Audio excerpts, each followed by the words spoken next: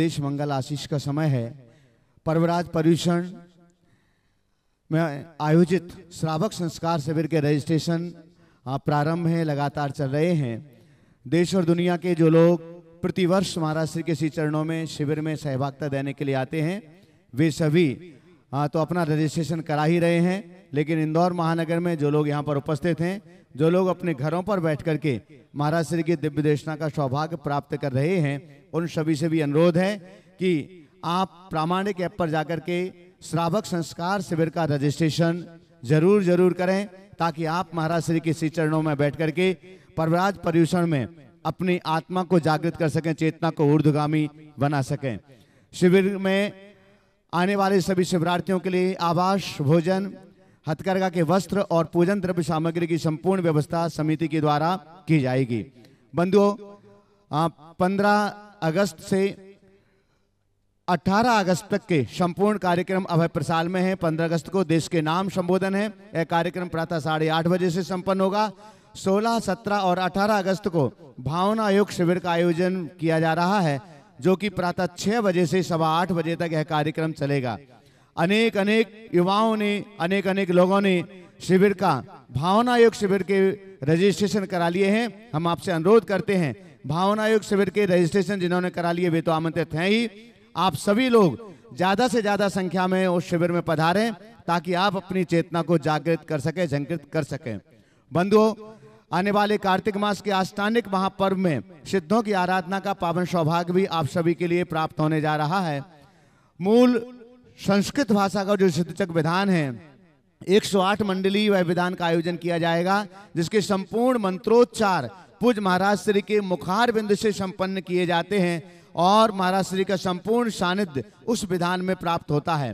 उसके लिए भी अनेक पुण्यार्जकों ने अपने मंडल सुनिश्चित कर लिए हैं। बहुत ही शीघ्रता के साथ में आप भी अपना मंडल सुनिश्चित करिएगा। आपके परिवार के 8 सदस्यों के साथ आपको ये सौभाग्य प्राप्त होता है। सभी के लिए हथकरघा के 2 जोड़ी वस्त्र प्रदान किए जाते हैं। पूजन द्रव्य सामग्री, आवास और भोजन की संपूर्ण व्यवस्था भी की जाती है। शीघ्र आप भी अपना स्थान उसमें सुनिश्चित करें और जोड़ी के रूप में इंद्रदानी बनकर के भी आप उस विधान में अपनी सहभागिता प्रदान कर सकते हैं। हम अपनी ओर से, आप सबकी ओर से पूज्यवर मुनि श्री निर्वेक सागर जी महाराज जी के पावन चरणारविंद में कोटिशा नमोस्तु निवेदित करते हुए मंगल आशीर्वचनों के लिए निवेदन करते हैं। हे महाराज श्री, नमोस्तु नमोस्तु नमोस्तु।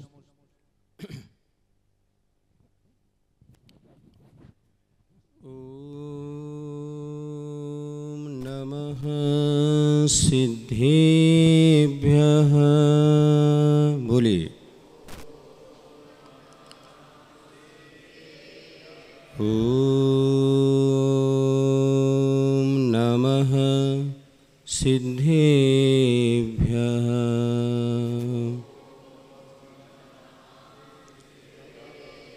ॐ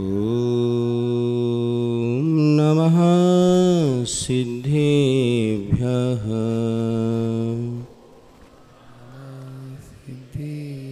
मंगलम भगवान वीरो मंगलम गौतमगणी मंगलम कुंद कुंदाद्यो जैन धर्मोस्तु मंगलम सर्वमंगलमांगल्यम सर्वकल्याणकारकम प्रधानं सर्वधर्माणां जैनं जयतु शासनं वन्दे विद्यासागरम्। जय बोली अहिंसा परमो धर्म की जय जय जय। शासन नायक भगवान महावीर स्वामी की जय जय। आचार्य भगवान श्री कुंद कुंद महाराज की जय जय जय। आचार्य गुरुवर श्री विद्यासागर जी महाराज की जय जय जय। पूज्य मुनिवर श्री प्रमाण सागर जी महाराज की जय जय जय। बोले परम पूज्य मुनि श्री निर्वेक सागर जी महाराज की नमस्ते।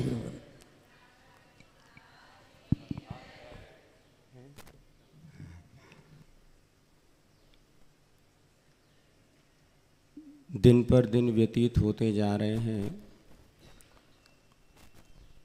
जिस उद्देश्य को लेकर के सेवा अर्चना की जा रही थी, वह कार्य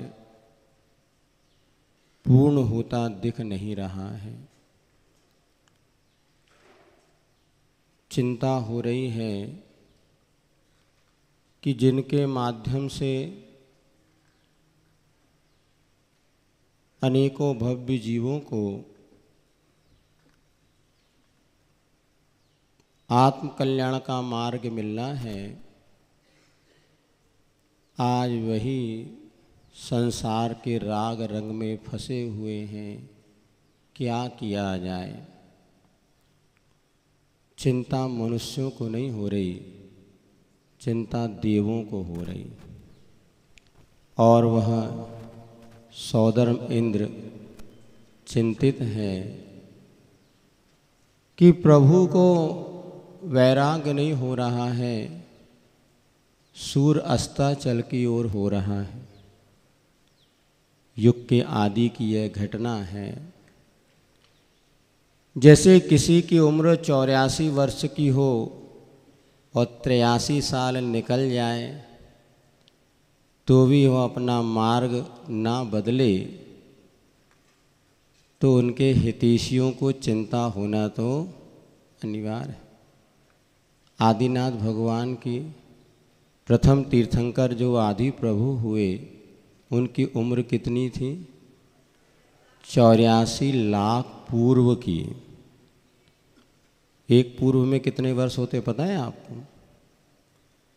एक पूर्व में होते हैं 84 लाख पूर्वांग, और एक पूर्वांग में होते हैं 84 लाख वर्ष। अब इसका गुणा आप कर लीजिए।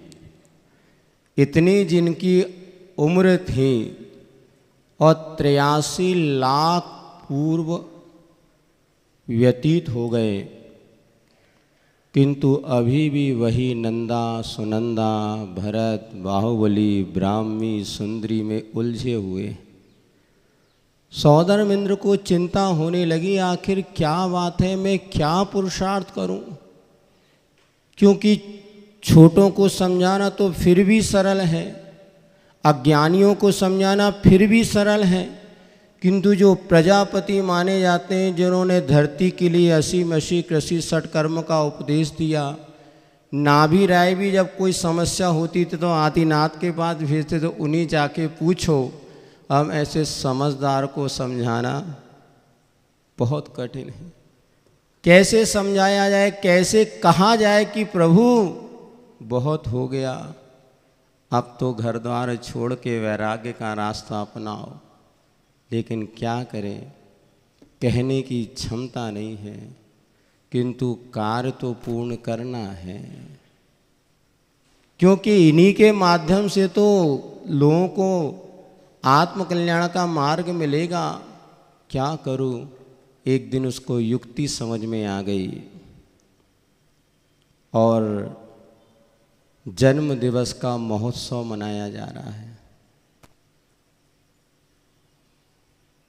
आयोजन किया गया और उस आयोजन को संयोजित करने वाले माँ धरती के ही नहीं, स्वर्ग का इंद्र भी था।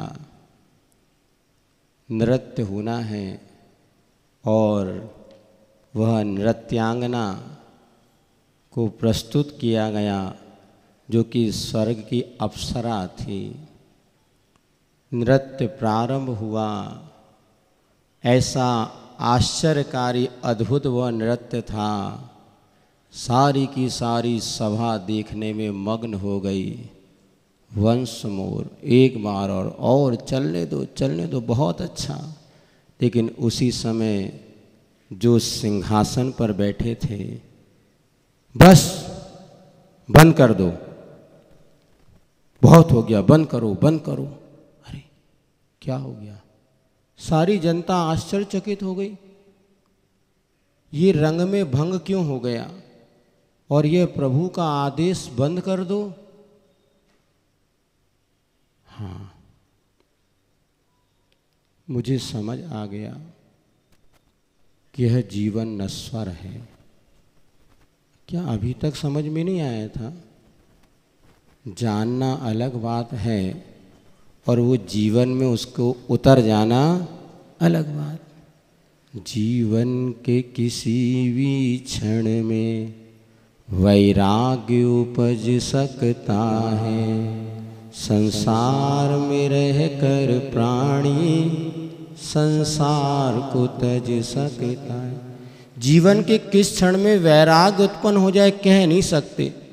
घटना तो सबके सामने रोज घटती है, क्योंकि जब उपादान जागृत होता है तो कोई दर्पण देख विरक्ति, कोई मृतक देख वैरागी और बिन कारण दीक्षा लेता वो पूर्व जन्म का त्यागी। बात समझ में आ गई? बंद कर दो। क्या हो गया?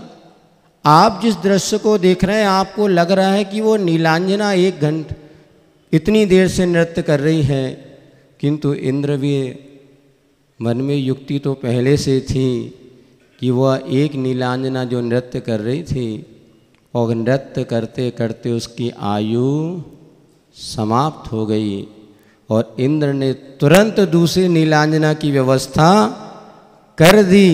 सामान्य जनता तो समझ नहीं पाई, किंतु जिनको समझाना था उनको समझ में आ गई। समझाना तो उन्हीं को था और तुरंत समझ में आ गया कि जीवन कितना नश्वर है। देखते देखते वो नीलांजना जो नृत्य कर रही थी और उसका जीवन समाप्त हो गया।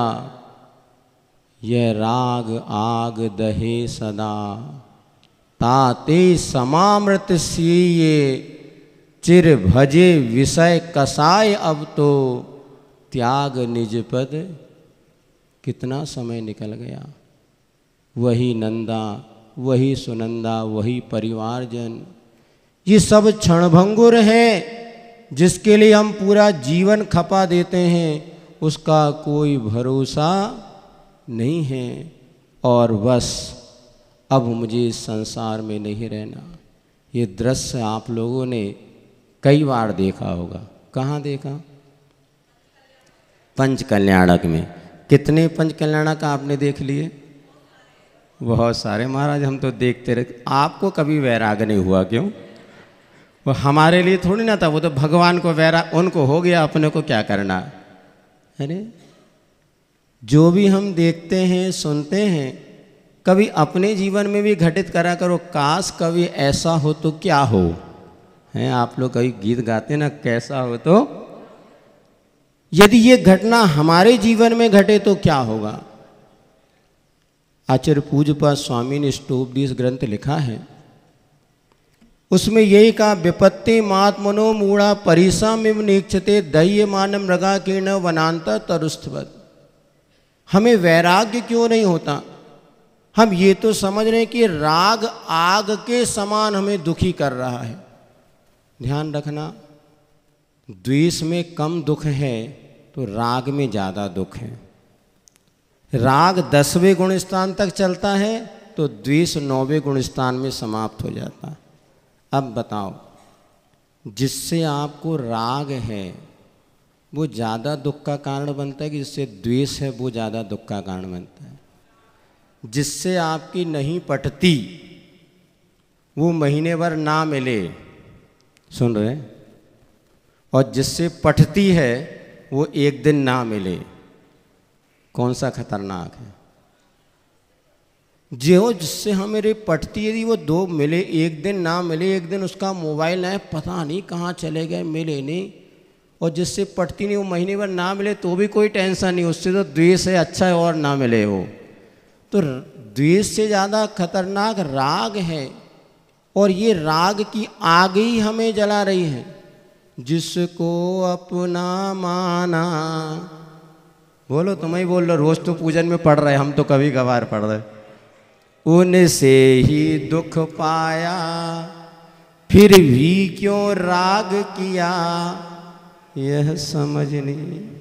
यही समझाने के लिए तो महाराज चातुर्मास कर रहे, लेकिन आप समझो तब ना। देखो, महाराज के समझाने से आप समझेंगे कि आप समझना चाहे तब समझेंगे। बोलो, हम कितना भी समझा दें, लेकिन आप पर असर पड़ेगा क्या? कब तक नहीं पड़ेगा? जब तक आप समझना नहीं चाहें। पूज्य क्षमा सागर महाराज जी की एक कविता हमें बार बार याद आती है, और वो पूरा सहाल लें। पेड़ पौधों का फल फूलों से लद कर के झुक जाना अब हमें कोई चेतावनी नहीं देता। पक्षियों का उन्मुक्त होकर आकाश में उड़ना अब हमें आंदोलित नहीं करता। किसी का अच्छा और सच्चा होना अब हमें जागरूक नहीं करता। कारण ये है कि यह हमारी आदत नहीं रही आदत बदलने की। हमारी आदत अब नहीं रही आदत बदलने की। हम सोचते हैं कोई बदले तो हमारा पड़ोसी बदले, हम तो जैसे हैं वैसे ही अच्छे। अब हमें क्या बदलना होगा? पड़ोसी को नहीं बदलना। किसको बदलना है? लोग प्रश्न पूछते हैं, हम तो कई बार सोचते हैं कि महाराज जी इतनी शंकाओं को सुनते हैं और कई बार वही शंका आदि चढ़ते छूटती नहीं है महाराज को।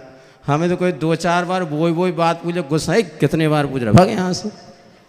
और महाराज जी से वही लोग प्रश्न कितने बार पूछ दें, फिर भी महाराज जी नए नए तरीके से मिर्च मसाला लगा के आपको समझा ही देते। अब भाव ये रहता कि किसी भी तरह से तो बच्चा खाना खा ले। जब छोटा बेटा होता ना, भोजन करते अपन क्या करते हैं, वो चावल के 10-15 ढेर लगा देते हैं। वो खाता नहीं, तो मम्मी का, ये पापा का, ये भैया का, अरे तूने बहन का तो बच गया, तो वो एक गिलास और खा लेता, क्योंकि उसको उनसे राग है। तो कहें सीखो गुरु करुणाधार। गुरु का भाव ये रहता है किसी भी तरह के से इनको सन्मार्ग मिले। लेकिन इतना भी सत्य है कि गुरु कितना भी समझा दे, अगर हम समझने का भाव नहीं रखें तो कभी हमारा जीवन बदलने वाला नहीं। हमें अपनी आदत बदलनी होगी कि हमें बदलना है। हम सुधरेंगे, जग सुधरेगा। हम बदलेंगे, पूरा परिवार बदलेगा। किसी को परिवार बदलने की ज़रूरत नहीं है। वो कहते हैं महाराज अगर ये पत्नी सुधर जाए तो घर स्वर्ग बन जाए, और पति कहता है पत्नी सुधर जाए, और पत्नी कहती ये सुधर जाए तो घर स्वर्ग बन जाए, और बच्चे कहते हैं माता पिता सुधर जाए तो स्वर्ग बने, और माता पिता कहते बच्चे सुधर जाए तो स्वर्ग बने। अब हम समझ नहीं पा रहे किसको सुधारें। हमें आपको बदलना होगा। इस संसार के सत्य को जानना होगा कि आज हमारा राग ही हमें दुखी कर रहा है। आज जितनी समस्याएं आपके परिवारों में पैदा हो रही, जितनी समस्याएं बच्चे यहाँ कह रहे हैं, उन सबका कारण है माता पिता का बच्चों के प्रति राग। और ये राग में आप इतने अंधे बने हुए हैं कि हर माता पिता सत्य को जान रहा है कि आज हमारे बच्चों का भविष्य अंधकार में क्यों बन रहा है, क्यों आज हमारी आने वाली युवा पीढ़ी धर्म कर्म से दूर होती चली जा रही है। कारण ये कि सत्य को हम सब जान रहे हैं, किंतु सत्य पर भी हम पर्दा डाल देते हैं। कल बच्चों के आप प्रश्न, यहाँ पर 2000 से ज़्यादा युवा युवती यहाँ पर आए और उन्होंने अपनी बात मुरी श्री के सामने रखी। महाराज श्री ने पूरा उनको समाधान किया। एक बात महाराज जी ने बहुत अच्छी कही थी कि हम बच्चों को संस्कार तो देते हैं, किंतु जब द्रव्य क्षेत्र काल विपरीत बन जाता है तो संस्कार पूरे नष्ट हो जाते हैं। हमने ऐसे ऐसे बच्चे देखे। या आग महाराज जी ने कहा था, चारू दत्त की कथा आगम में मिलती है। कहाँ वो हमेशा 24 घंटे धर्म ध्यान स्वाध्याय में लगे रहने वाला वह व्यक्ति, किंतु माँ को गवारा नहीं हुआ। यदि ये ऐसे ही पढ़ता लिखता रहेगा तो मेरा आगे क्या होगा। तो माँ ने देखो, माँ ने अपने देवर को बुलाया, बोले बेटा भैया इसको कुछ कर्म में भी लगा, धर्म में लगा, आगे क्या होगा चिंता नहीं करो, मैं इसको एक देखो पाप में जाना कितना सरल है और धर्म करना में कितनी कठिनाई आती है। बाकी धर्म करना बहुत सरल है, फिर कहीं बताएंगे आप ये कितना और ठीक है। और बस वो उस बालक को जिसका नाम चारू दत्त था उसको ले गया, एक वेश्या के दरवाजे पर ले गया और सारा का सारा ज्ञान और संस्कार उस वेश्या के आकर्षण से मिट गया और 12 वर्ष तक बताते उसी वेश्या के चंगुल में वो फंस गया। करोड़ों की संपत्ति उसने नष्ट कर दी और अंत में जब पैसा नष्ट हो गया तो वेश्या का प्रेम कब तक होता है बताओ? जब तक पैसा, और पैसा खत्म हो गया तो उसको सोच कूप में उसने पटक दिया। और बात समझ में आई। कहने का अर्थ है कि हम संस्कार देते हैं। लोग कहते हैं महाराज हमने बचपन में बहुत पढ़ाया, खूब लिखाया, पाठशाला ले गए, मुनियों को आहार दान दिया, लेकिन जैसे बच्चा थोड़ा सा बड़ा हुआ आपने उसको दूर भेज दिया। कहाँ भेजा? जहाँ मंदिर नहीं, जहाँ अभक्ष भक्षण के बिना काम नहीं चलता।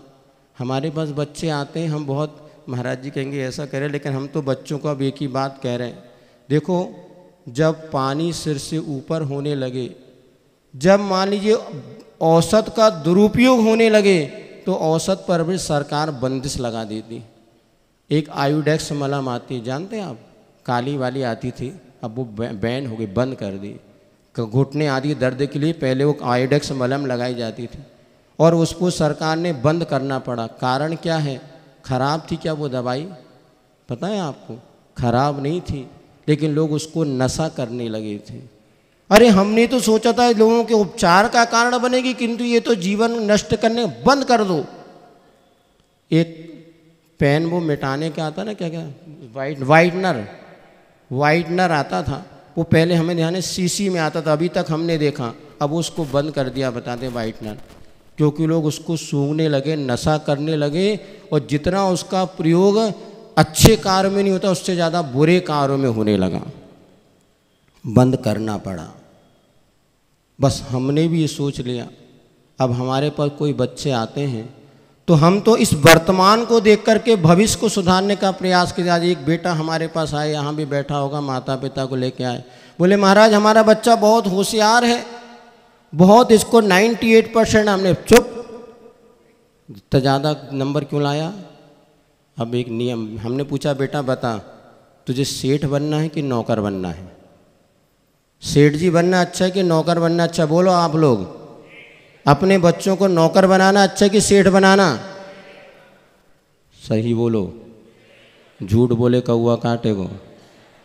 क्योंकि आप लोग इधर तो कुछ कहते हैं, उधर जाके कुछ करते हैं। अपने बेटा बेटियों को तुम नौकर बना रहे कि सेठ सेठानी बना रहे, बताओ? तो बच्चे ने कहा महाराज क्या करना? देखो बेटा, कम पढ़ोगे तो सेठ सेठानी बनोगे और ज़्यादा पढ़ोगे तो नौकर नौकरानी बनोगे। अगले बार से 70% से ज़्यादा नहीं लाना और 60% से कम नहीं लाना। ज़्यादा परसेंट लाओगे तो माता पिता बाहर भेज देंगे। हम पाठशाला में पूछते हैं कितने बच्चे जो मम्मी पापा को कभी छोड़ना नहीं चाहते? 99% हाथ उठाते हैं, कभी मम्मी पापा से दूर रहना ही नहीं चाहते। तो बेटा हम कहते 70% से ज़्यादा नहीं लाना। और जहाँ तुमने 90 लाए तो मम्मी पापा बहुत होशियार है लड़का, और तुम्हारे द्रव्य क्षेत्र काल भाव ऐसा उनके सामने आपकी कोई परीक्षा नहीं। परीक्षा उन बच्चों की है जो कि विपरीत माहौल में रह कर के भी वो कैसे संभल रहे। हम तो कहते इतने विपरीत माहौल में वो अपने आप, राग का माहौल बड़ा हुआ है। अभी बता रहे थे यहाँ पर नाइट क्लब चलता है, रात भर लोग घूमते। अभी सरकार ने, शायद गवर्नमेंट ने प्रतिबंध कर दिया, रात भर बच्चे एंजॉय कर रहे।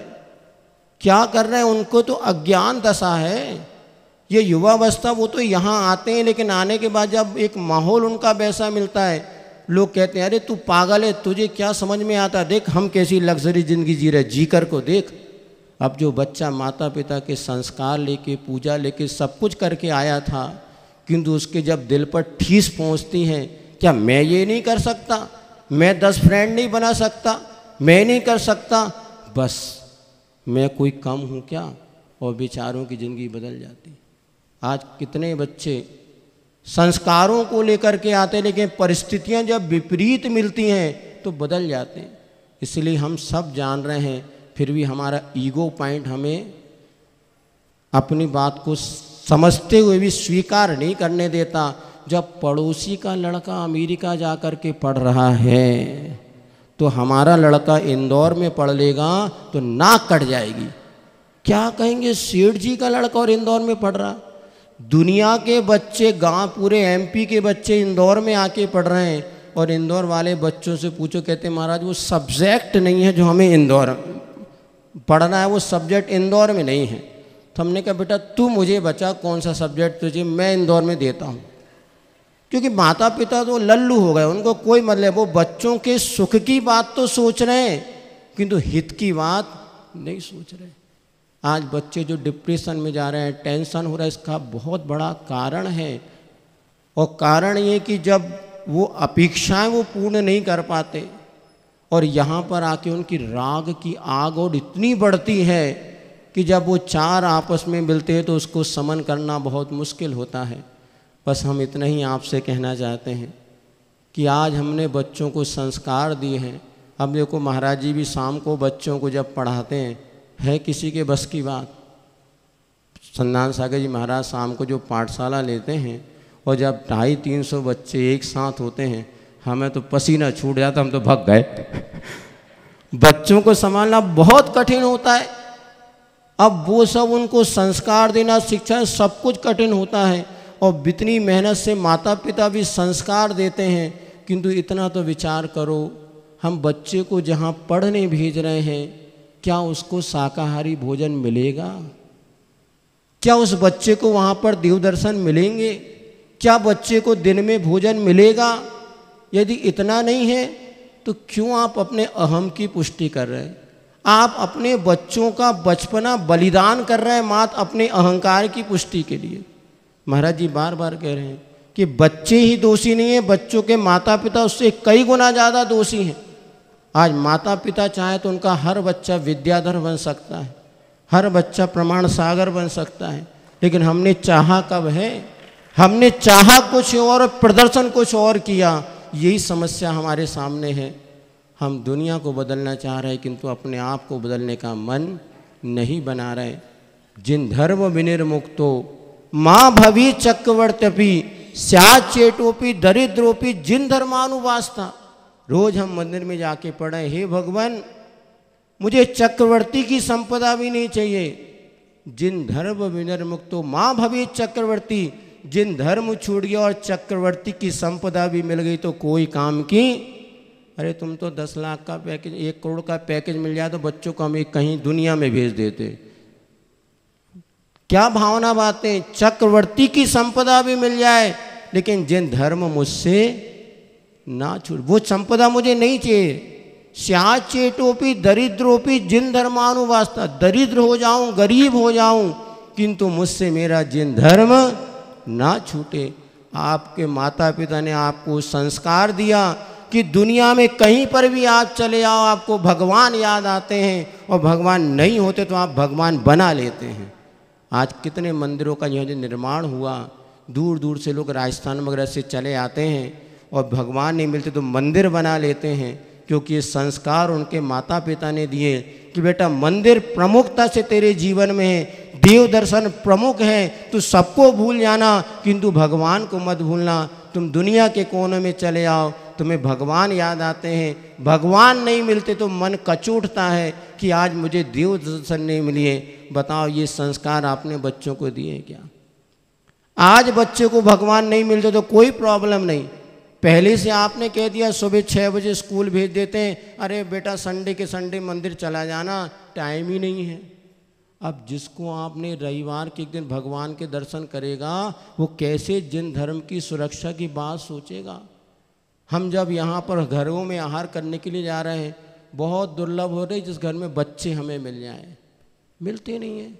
बब्बा बहू मिल रहे हैं, हम सोचते जब बहुएं भी मिल जाए बहुत जवान, जिन बुजुर्गों वो ही मिले जिनकी अब रिटायरमेंट की उम्र है, जिनको जिंदगी जीना है, ऐसे बच्चों को संस्कार दीजिए, उनको आहार दान। अब हमारा सुबह से स्कूल रहता है तो रविवार को कम से कम खड़े कीजिए। एक गांव में नगर में चातुर्मास था, हमने नियम ले लिया था जहाँ बच्चे खड़े होते थे वहीं हम जाते थे, तो वे सब आस पड़ोस के बच्चे इकट्ठे करके लाते थे। लेकिन हमने ये भी कहा 9:45 बजे आहार कोट जाएंगे, बच्चों का 10 बजे जल्दी उठेंगे, लेकिन बच्चों को ये संस्कार देना जरूरी है। आज हम चौके में पूछते हैं आपने क्या बनाया, तो बेटियों को रोटी बनाना नहीं आता, बस मैगी बनाना आता सड़ी गली, चाय बनाना आता जो जहर है। अरे बच्चों को शिक्षा आप ऐसी दो जिससे जीवन का उन्नत बने, और द्रव्य क्षेत्र काल भाव अच्छा मिलेगा ना, बुरे से बुरे संस्कार भी अच्छे हो सकते हैं। फिर आप तो इतने अच्छे संस्कार हैं, फिर क्यों बिगड़ रहे हैं? इसका कारण है द्रव्य क्षेत्र काल भाव। इसलिए बच्चों को कम पढ़ाओ, लेकिन धार्मिक संस्कार और शिक्षा देंगे तो जिंदगी भर उसका जीवन सुखी बनेगा। वो अंत समय में तुम्हें शिखर जी की यात्रा करा सकेगा, तुम्हारा समाधि मरण करा सकेगा। लेकिन तुमने दुनिया की पढ़ाई पढ़ा दी, एक्स के alpha beta theta gamma engineer सब पढ़ा दिया, लेकिन संस्कार अगर चले गए तो ध्यान रखना अस्पताल में सड़ सड़ के मरने को तुम मर जाओगे। ये तुम्हारे बच्चे तुम्हें कभी नमोकार मन सुनाने आने वाले नहीं हैं। अपना भविष्य अच्छा बनाना हो, ये राग की आग जो चारों ओर दहक रही है, इस आग में जो बच्चे जल रहे हैं, इसका कारण तुम्हारा राग भाव है। बच्चों से रागी मत बनो, बच्चों को संस्कार दो, बच्चों के सुख की चिंता कम करो, उनके हित की चिंता करो। धर्म की रक्षा तुम्हें करनी है, आने वाली पीढ़ी धर्मात्मा होगी, तभी अपने संस्कारों को बचा पाएगी। हम सब अपने कर्तव्य को समझें और अड़ोस पड़ोस के बच्चों को ना देख करके हम अपने बच्चों का भविष्य उनकी योग्यता के अनुसार उनको सन्मान दिखाएं और धर्म से जरूर जोड़े रखें, जिससे आपका भविष्य अच्छा बने। और हम सबका यह धर्म जो अनादि अनिधन धर्म है, जैनत की गौरव गाथा दिन दूनी रात चौगनी वृद्धि को प्राप्त हो, इसी मंगल भावना के साथ बोली भगवान महावीर स्वामी की।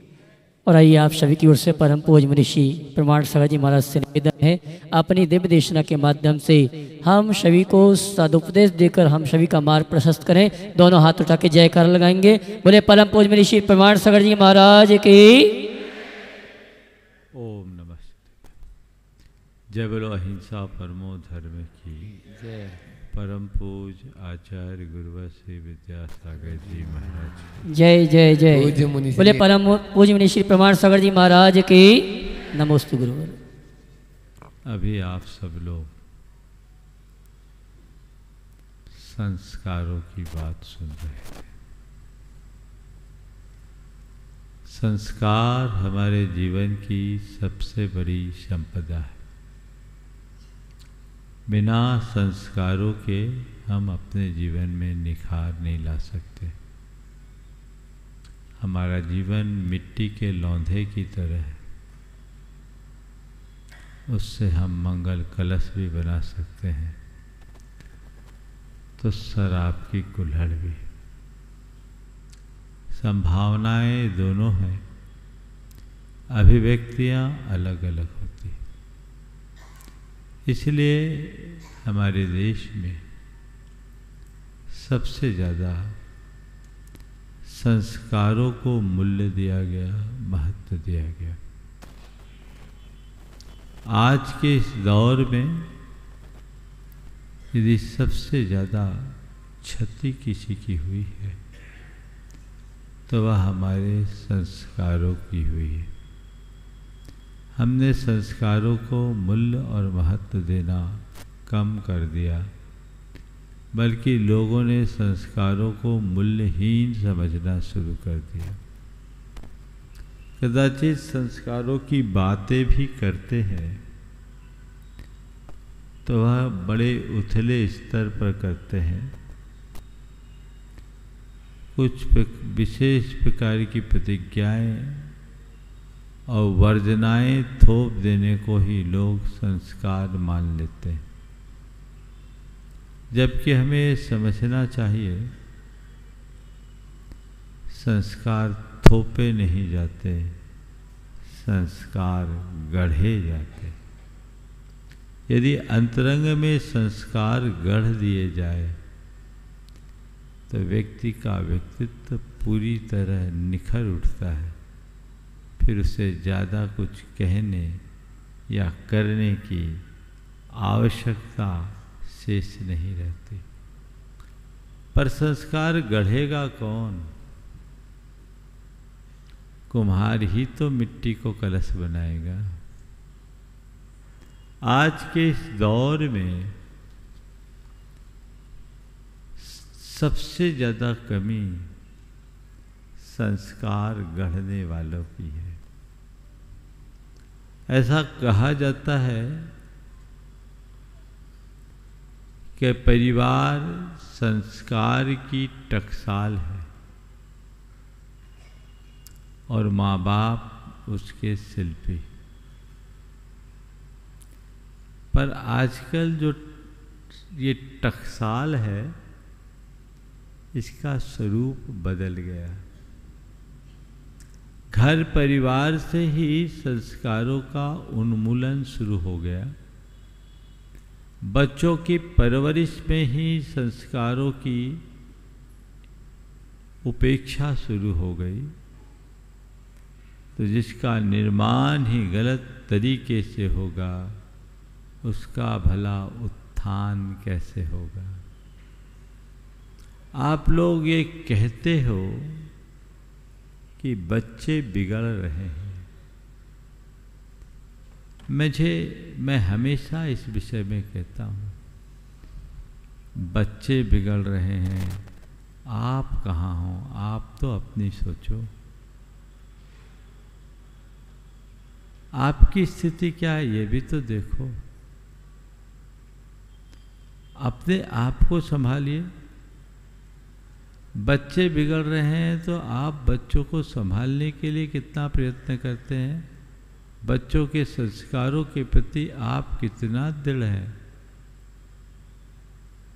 आप बच्चों के संस्कारों के प्रति जागरूक हैं? एक जमाना था जब माँ बाप अपने बच्चों के संस्कारों के प्रति बहुत दृढ़ रहा करते थे। और आज एक जमाना है कि बातें भले संस्कारों की जाती है, पर काम सब बिगाड़ने के होते हैं। दो प्रसंग आज के संदर्भ में मैं कहना चाहूँगा। एक व्यक्ति के घर मकान मालिक किराया वसूलने के लिए आया। उसका 10 वर्ष का बच्चा बाहर खड़ा था। पूछा, पापा कहाँ है? उसने कहा, देख के आता हूँ। अंदर गया, देखा उसके पिता भीतर थे। पूछा, पापा वो अंकल आए हैं मकान वाले, आपके बारे में पूछ रहे हैं, क्या कह दूं? बोला, बेटा जा, तू कह दे पापा घर पर नहीं। जा तू कह दे पापा घर पर नहीं है। बेटा बाहर आया और उसने बड़ी निश्चलता से कहा, पापा हैं तो घर पर कह रहे हैं जा कह दे वो घर पर नहीं। पापा है तो घर पर वे कह रहे हैं कि जा कह दे वे घर पर नहीं है। अब क्या होगा? भेद खुल गया। बाप ने कहा, बेटा तूने मुझे झूठा बना दिया। क्या कहा? बेटा तूने मुझे झूठा बना दिया। मैं आपसे सवाल कहता हूँ, बाप ने बेटे को झूठा बनाया या बेटे ने बाप को झूठा बनाया? किसने बनाया? हाँ? अब आप बोलो, आप कर क्या रहे हैं? और एक दूसरा प्रसंग, एक परिवार ट्रेन में यात्रा कर रहा था। उनके साथ उनका 4 साल का एक बच्चा भी था। भूलवश वो उस बच्चे की आधी टिकट नहीं बना पाए।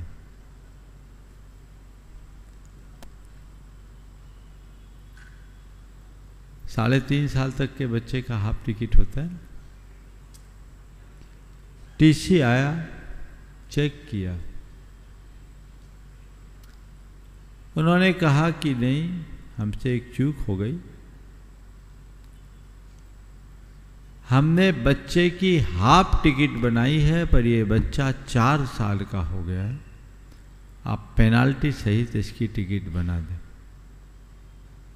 हमने बच्चे की हाफ टिकट बनाई है, ये 4 साल का हो गया, आप पेनाल्टी सहित इसकी टिकट बना दीजिए।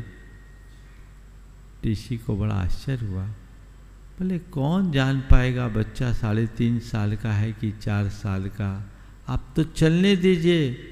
उसने कहा और कोई जाने या न जाने, पर मेरा बच्चा जान जाएगा कि थोड़े पैसे बचाने के लिए मेरे पिता ने झूठ बोला।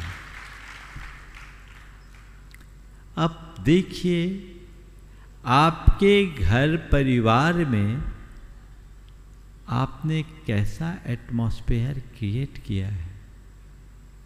संस्कार संस्कार संस्कार की बात करने से संस्कार प्रकट नहीं होंगे।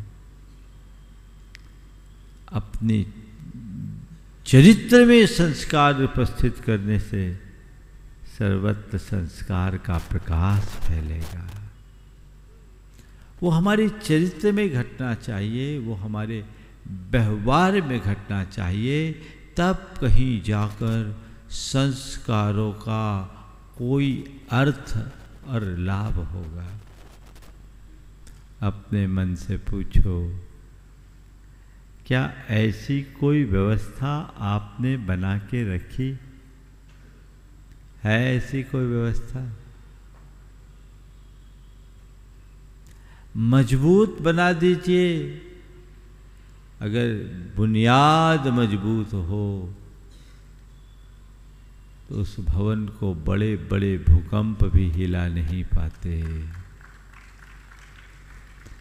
और जिसकी बुनियाद कच्ची हो वो हल्के से आघात से भी धराशायी हो जाता है। आज इमारतें ऊंची बन रही है, पर बुनियाद कच्ची है, हल्के से आघात से भर भरा के ढह रही है। बाद में रोते हैं, हाय मेरा भविष्य बिगड़ गया। अरे भाई, भविष्य बिगड़ गया, ऐसा रोना रोने से क्या लाभ। भविष्य बनाने का अगर ठोस प्रयास तुमने किया होता तो आज रोने की स्थिति नहीं बनती। तो हमें चाहिए कि हम संस्कारों को ठीक रीति से अपनाएं। धर्म, नैतिकता, प्रामाणिकता, सदाचार के साथ कुलाचार के प्रति दृढ़ता रखें। अपने धार्मिक, सामाजिक संस्कारों और सरोकारों का प्रवाह आगे बढ़ाएं। परंपरा तभी आगे बढ़ेगी। पहले भरा पूरा परिवार होता था, कोई तीज त्योहार होता था, घर में दादियाँ होती थी, वो बच्चों से कहती थी, बेटे आज ये त्योहार है, आज ये परंपरा है, तू मंदिर जा, आज अपने को ये काम करना है, चल मैं तेरे साथ चलती हूँ। और वो चीज़ें सिखाती थी, सिखाया जाता था, और पीढ़ियाँ सीख कर उसे अपनाते रहती थी, चलता था। आज अब घर में दादियाँ ही नहीं बची, और जो 2, 4, 10 परिवारों में बच्ची भी है वो किटी पार्टियों में मगन है। क्या होगा? उनको फुर्सत ही नहीं है। परंपरा का प्रवाह आखिर आगे कैसे बढ़ेगा? ये गंभीर चिंतन का विषय है। बहुत कम लोग हैं जिनको कुलाचार का बोध है और धार्मिक सामाजिक रीतियों रिवाजों का परिज्ञान है। बहुत थोड़े से लोग, इन्हीं से तो चीज़ें खत्म हो जाती है। मुझे तो ये बात सुनकर बड़ा आश्चर्य हुआ जब ये बताया गया कि नई पीढ़ी को अंतिम संस्कार के लिए अब ठटरी बांधना भी नहीं आता। अब सोच लो, तुम्हारी औलाद तुम्हारी ठटरी बांधने लायक भी नहीं बचे। समझिए ना, ठटरी जो अर्थी बनाई जाती है उसको ठटरी बोलते हैं। तो तुम्हारी संतान उसके लायक भी नहीं बची। अब उसके लिए भी इवेंट वाले को बुलाया जाने लगा है। इंदौर में भी आ गई होगी ये बीमारी, आ गई, शुरुआत हो गई। अब करे क्या, आता ही नहीं। पहले प्रेम, परस्परता, आत्मीयता, बंधुत्व और सहजीवन जैसे मूल्य हमारे रगों में घुले थे। हम एक दूसरे का साथ निभाते थे, एक दूसरे को देखकर सब सीख जाते थे। अब ये सब महाराज, ये तो आउटडेटेड बातें हो गई। भैया, बातें कभी आउटडेटेड नहीं होती। हाँ, बातें करने वाला आउट ऑफ डेट जरूर हो जाता, ये बात ध्यान रखना। जिनको तुम आउटडेटेड कह रहे हो, ये तुम्हारी भयानक भूल है। इससे पहले कि तुम आउट ऑफ डेट बनो, अपने जीवन को अप टू डेट करने का प्रयत्न कर लो। संस्कारों से जीवन अप टू डेट होता है। उसकी तरफ हमारी दृष्टि होनी चाहिए। संस्कारों का शंखनाद होना चाहिए। हमारे महाराज जी संस्कारों के प्रवाह को आगे बढ़ाने के लिए सतत प्रयत्नशील रहते हैं और बहुत चिंतित और लोगों को मार्गदर्शन भी देते रहते हैं। मैं तो बहुत व्यस्त रहता हूँ और लोगों को ज़्यादा समय नहीं दे पाता। महाराज लोग देते हैं, आप लोगों को लाभ मिलता है। मुझसे आप लोगों की बड़ी शिकायतें भी रहती है, बहुत लोग नाराज भी रहते हैं, है ना। महाराज तो मिलते ही नहीं, महाराज तो मिलते नहीं। महाराज तो होल सेलर है भैया, थोक में मिलते हैं। अभी आप लोगों से मिल रहा हूँ कि नहीं मिल रहा हूँ, बोलो। मिल रहा हूँ, दिन में 3 दफे तो पक्का है। मैं उन सब लोगों से कहना चाहता हूँ, भाई कितना चाहोगे हमसे, हमारी भी तो एक सीमा है। दिन भर आप घेरना चाहते हो, हर व्यक्ति मुझसे व्यक्ति से मिलना चाहता है। क्या ये प्रैक्टिकल है? तो मैं दे तो रहा हूँ और आते समय जाते समय पूरा आशीर्वाद भी दे के जाता हूँ। और क्या चाहते हो, और क्या चाहते हो, कितना चाहते हो? साधु का समय बड़ा मूल्यवान होता है, उनका एक एक पल कीमती होता है। उनका सदुपयोग करो, व्यर्थ मत जाने दो। साधु को अपनी चर्या में मग्न होने दो और उनके उपदेश को ही अपना जीवंत सत्संग मानो, संपर्क मानो और जीवन बदल लो। दूर बैठकर सुनने वाले लोग भी जब हृदय सभर होते हैं तो आमूल चूल परिवर्तन आ जाता है और चरणों से चिपके रहने वाले लोग जहाँ के तहाँ रह जाते हैं। इसलिए बिल्कुल मेरे पास आप लोग आहारचर्या के बाद जो थोड़ा सा समय है व्यक्ति से मिलने का, मैं उतना ही समय आप लोगों को दे पाता हूँ। आप उतने ही समय में आइए।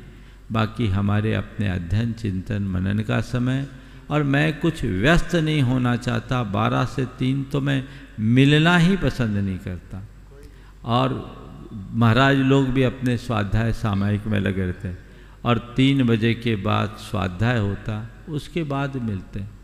और चूँकि मुझसे जैन अजैन सब तरह के लोग आते हैं और धर्म की प्रभावना के संदर्भ में बहुत सारी चर्चाएं करना की होती, तो 4:30 से 5:30 बजे तक का समय मैंने उनके लिए रखा है जिनको हमने पहले से समय दिया है।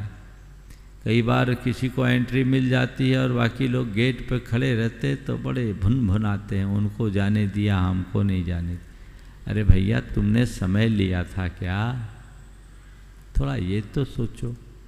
ये सूचना आप सर्वत्र फैला दीजिए, न केवल इंदौर में अपितु इंदौर से बाहर वाले लोगों तक भी, क्योंकि जब लोग दूर से आते हैं और उनकी भावनाएं पूरी नहीं होती तो मुझे भी अच्छा नहीं लगता। लेकिन मैं यही चाहता हूँ आप सुबह आए, शाम आए, दोपहर आए, जितना चाहें भर पेट ले जाएं, आप भी तसल्ली करें, प्रसन्न रहें और हमें भी प्रसन्न रहने दीजिए। हमें थकाइए मत। प्रयोजन से प्रयोजन रखने में आनंद है तो बात बनती है। इसलिए ये व्यवस्था आप लोगों को बना कर रखना चाहिए। मानता हूँ हर कोई निकटता से संपर्क चाहता है, तो मैं तो चाहता हूँ अगर मेरे निकट रहना चाहते हो तो जीवन भर निकट रखने की व्यवस्था है। आ जाओ, वैकेंसी खाली, आओ तो सही।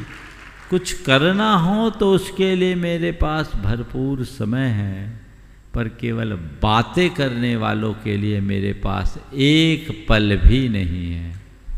इसलिए बातें मत कीजिए, कुछ कीजिए और जीवन को आगे बढ़ाने का प्रयत्न कीजिए। आने वाले 15 अगस्त को जो हमारा राष्ट्रीय पर्व है, प्रत्येक धार्मिक व्यक्ति को इस राष्ट्रीय पर्व में उतना ही उत्साह रखना चाहिए जितना कि किसी धार्मिक पर्व में होता है। कल आप लोगों ने पारसनाथ भगवान के निर्वाण कल्याणक में भरपूर उत्साह दिखाया लाडू चढ़ाने का, तो 15 अगस्त को आप सबका वैसा ही उत्साह दिखना चाहिए झंडा फहराने का। और वो कार्यक्रम अभय प्रशाल में है। आप सबकी उपस्थिति उसी रूप में होनी चाहिए और वैसा संदेश सब तक आप सबको पहुंचा देना चाहिए। और 16, 17 और 18 तारीख को जो भावना योग का शिविर है, इसकी सूचना आप जन जन तक पहुंचा लें। जिन्होंने पंजीयन कराया वे, और जो पंजीयन नहीं करा पाए वे, यदि करा ले तो उत्तम है, नहीं भी कराएं तो भावना योग शिविर में आप सब सादर आमंत्रित है। आइए, उसका प्रयोग कीजिए और लाभ लीजिए, जीवन को परिवर्तित कीजिए। ये 15 तारीख से 18 तारीख का संपूर्ण कार्यक्रम अभय प्रशाल में होगा। भावना योग प्रातः 6 बजे से होगा, जिसमें आपको अपनी सहभागिता देनी है। और इसके बाद 19 तारीख को रक्षाबंधन का कार्यक्रम, जिसमें प्रातःकाल महाशांति धारा ठीक 6:30 बजे से, यहाँ 7 बजे से, 7 से रखो, 7 से शांति धारा की शुरुआत होगी और 55 मिनट की शांति धारा होगी। उसके उपरांत भगवान श्रेयांसनाथ का निर्वाण कल्याणक महोत्सव मनाया जाएगा और यहीं मंदिर की राखी अर्पित होगी, देव शास्त्र गुरु की राखी अर्पित होगी। और फिर होगा रक्षाबंधन पर प्रवचन, साधर्मी भक्ति के रूप में साधर्मी को गले लगाओ, वात्सल्य का भाव जगाओ। इस संदेश के लिए तो उस रविवार को भी आप 10:30 बजे तक का समय लेकर आएंगे। समय आप सबका हो गया, यहीं पर विराम। बोलिए परम पूज आचार्य गुरुवर। सोमवार है, 19 तारीख को सोमवार। सोमवार। हाँ, 19 तारीख को सोमवार है, तो जल्दी छोड़ देंगे। श्रावणी पूर्णिमा है, सोमवार है, तो फिर जल्दी छुट्टी मिलेगी, चिंता मत कीजिए। फिर हम उसे शॉर्ट करेंगे, 9:30 पे छुट्टी हो। हाँ, उस दिन छुट्टी है, तो छुट्टी है तो फिर क्या सोचना है। चलिए। जावाणी के जानते सूझे लोटा लोट, सोवाणी मस्तक नमु सदा देता हूँ डोट। हे जिनवाणी भारती तोय जपो दिन रे।